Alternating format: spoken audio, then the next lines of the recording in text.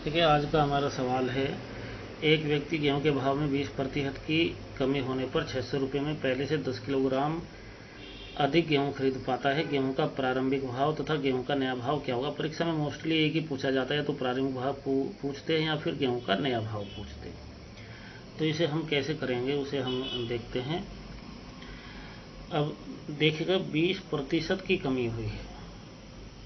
गेहूं के प्रारंभिक भाव में 20% की कमी हुई है, तो 20% का मीनिंग होता है 20/100 यानी कि 1/5। इसका अर्थ हो गया 5 रुपये में 1 की कमी है। यदि प्रारंभिक भाव 5 रुपये है तो जो नया भाव है वो 1 रुपये कम होकर कितना रह जाएगा? 4। तो यहीं से हमारा सवाल हो जाएगा। जब आप ट्रिक याद रखेंगे तो जितने रुपये में बताया कि इतने कम या अधिक खरीद सकता है वो तो ऊपर रखो, और कितने गेहूं खरीद सकता है? अधिक 10।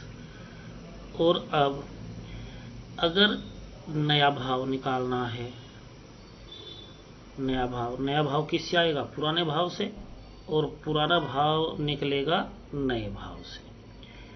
अगर नया भाव निकालना है तो जो पुराना भाव है 5, वो 1/5 करके आगे आप लिख दो, आपका आंसर तुरंत निकल जाएगा। इससे आ जाएगा नया भाव।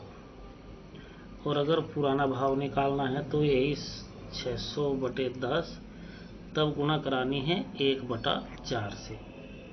फिर किससे गुणा कराएंगे? 1/4 से आपका आंसर जो है वो निकल जाएगा। इस 1/4 से फिर हमें गुणा करानी है। ये एक जो है कमी अंतर जो आया वो ऊपर और नीचे 4। तो 0 से यहाँ पे 0 कटेगी। 15 से 5 से 60 को काटेंगे तो आंसर कितना आ जाएगा? 12। 4 से यहाँ पे इसे काटेंगे तो आंसर आ जाएगा 15। तो इस तरीके से हम इस सवाल को सेकंडों में कर सकते हैं। नया और पुराना भाव दोनों इस तरीके से हम निकाल सकते हैं। धन्यवाद। Thank you.